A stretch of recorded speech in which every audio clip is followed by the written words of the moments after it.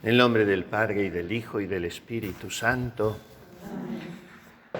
Ac activitate corporis et anime, te adjuvante liberemur. Esto hemos pedido en la oración colecta, y es tan necesario que, ayudándonos Dios, seamos liberados de la cautividad del cuerpo y del alma. El primero, efectivamente, tiende siempre a esclavizarnos, a aprisionarnos. El cuerpo es muchas veces la base de nuestras concupiscencias, sobre todo cuando éstas pertenecen a la primera, la concupiscencia de la carne, y también a la segunda, a la concupiscencia de los ojos. La lujuria, la comodonería, la frivolidad, la preocupación excesiva por enfermedades reales o imaginarias, proceden de que el jumento siempre nos está inclinando hacia abajo, pero todavía son peores y más abundantes las cautividades del alma, porque en ella es donde radica o se agazapa el cortejo siniestro de los 7 pecados capitales. Y Santo Tomás de Aquino enseña que es mucho más grave un pecado espiritual que carnal. Por tanto, la soberbia es peor que la gula o la lujuria. En todo caso, tenemos siempre la amenaza de todas esas cautividades. Y hoy hemos pedido ser liberados de los dos grupos, de las prisiones del cuerpo y del alma. Y lo hemos pedido por intercesión de este hombre que se alza en la Iglesia como una figura tan luminosa, precisamente para liberar a los cautivos. Era un estudiante de París. Estamos a finales del siglo XII, en los albores de esa época, en que después de los siglos de hierro, en la Iglesia brotan figuras extraordinariamente bellas y nobles, los Domingo de Guzmán, los Francisco de Asís, con todos sus discipulados, masculinos y femeninos. Y en España un poco antes había surgido una orden novedosa, precisamente para la redención de los cautivos a manos de los sarracenos. La había inspirado la Santísima Virgen en un sueño a 3 personajes a la vez: Pedro Nolasco, Raimundo de Peñafort y el rey Jaime de Aragón. Y era la Orden de la Merced.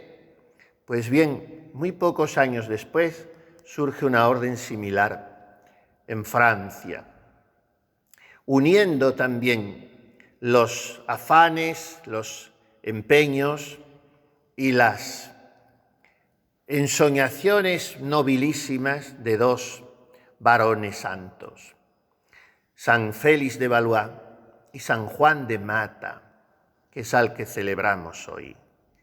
Y después de haber estudiado en París y haber tenido una juventud brillante y aplaudida, se ordenó de sacerdote. Y le sucedió algo en lo que él nunca hubiera pensado, que es que precisamente en su primera misa tuvo una visión de la Santísima Trinidad y se le daba a conocer ahí que él estaba llamado en la Iglesia a liberar a los cristianos de manos de los infieles. Un joven recién ordenado de sacerdote que se ve comisionado por el cielo para una empresa que entonces resultaba punto menos que imposible, porque era adentrarse en los mares e ir a veces a islas o confines remotos donde los sarracenos tenían cautivos a los cristianos, a los que solo liberarían a cambio de fuertes sumas de dinero que había que conseguir. Pero el cielo lo había mandado y por tanto sería posible. Entonces este hombre, Juan de Mata, se retira 3 años, primero, en oración, penitencia, con otro santo, San Félix de Valois, y en una soledad de Francia. Y después de esos 3 años van a pedir al Papa que se digne aprobar este nuevo instituto. Y entonces, vueltos a Francia, levantan un primer monasterio en Cerfroy y comienza la orden, los trinitarios.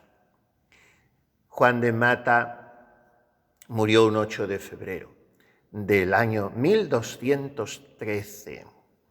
Nos separan muchos siglos de estos personajes, pero qué actual es su obra, hoy que se impone liberar a tantos cautivos de tantas esclavitudes. Hoy que los sacerdotes necesitamos vivir nuestras misas para, si es que no tenemos una visión grandiosa de la Trinidad como la tuvo este hombre, y han reflejado tantos artistas. Pienso, por ejemplo, en el cuadro espectacular de Carreño de Miranda. Pero si no tenemos esa visión, que tengamos el hecho de sentirnos espoleados por las 3 divinas personas, a llevar su vida a los que viven, malviven o están muertos, en tinieblas y en las sombras del sepulcro. Hay que liberar, y también la oración de intercesión, el escondimiento humilde, la penitencia cotidiana alegremente ofrecida. La vida de quien vive amando al amado es un cauce de liberación para tantos hermanos que lo necesitan. Meditemos hoy en todo esto, oremos mucho en la misa por la conversión de los pecadores. Es la primera liberación que tenemos que pedir.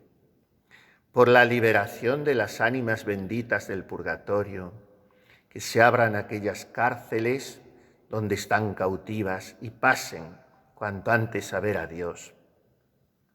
Y oremos por nuestra propia liberación de tantas tibiezas, mediocridades, aspectos temperamentales o biológicos que no nos dejan crecer. Pidamos ser liberados y pidamos también por los cautivos físicos, por los que padecen hoy en países no cristianos precisamente por serlo ellos. Todavía hay muchas cautividades así. O esclavitudes de diversos géneros.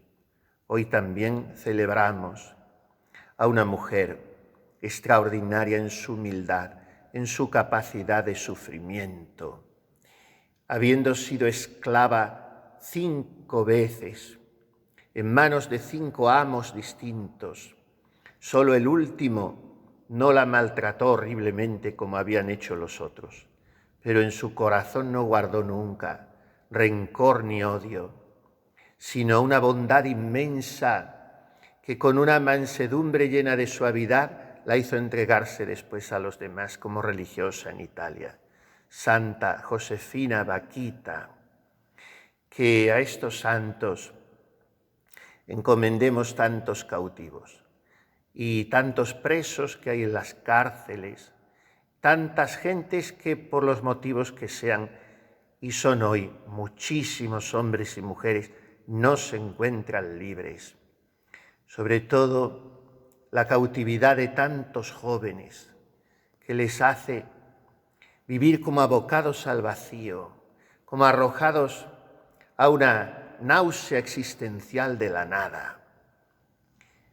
El primer motivo de mortalidad juvenil hoy es el suicidio.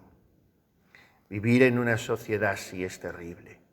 Hay tantos cautivos y de ustedes que el mundo puede pensar que lo son, por estas rejas, en realidad es de las pocas que podría decirse que son libres. Gocen su libertad con verdadero agradecimiento al Señor, y que esa libertad por la comunión de los santos repercuta también para liberar a tantos hermanos. Pero para eso, los primeros que tenemos que vivir en libertad somos nosotros mismos, porque como dice San Pablo, para vivir en libertad Cristo nos ha liberado. Pues que acojamos un día y otro la liberación, que es lo mismo que decir la redención copiosa de Cristo.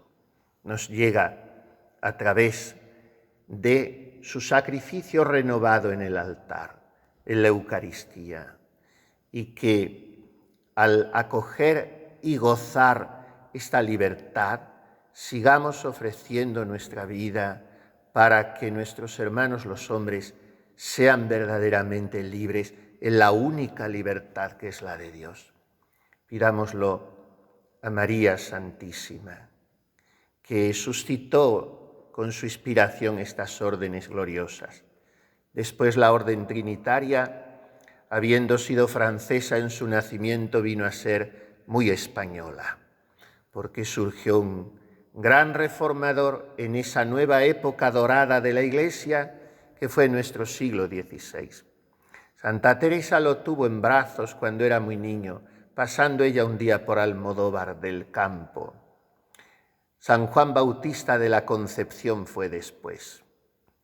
Y resurge reformada la orden trinitaria y sigue liberando bajo muchos aspectos y acompañando a los pobres y misionando en países donde hay muchos que todavía no conocen a Jesús.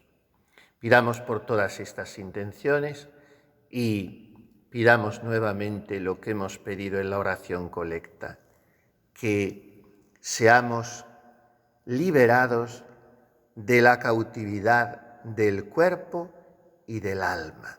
Así sea.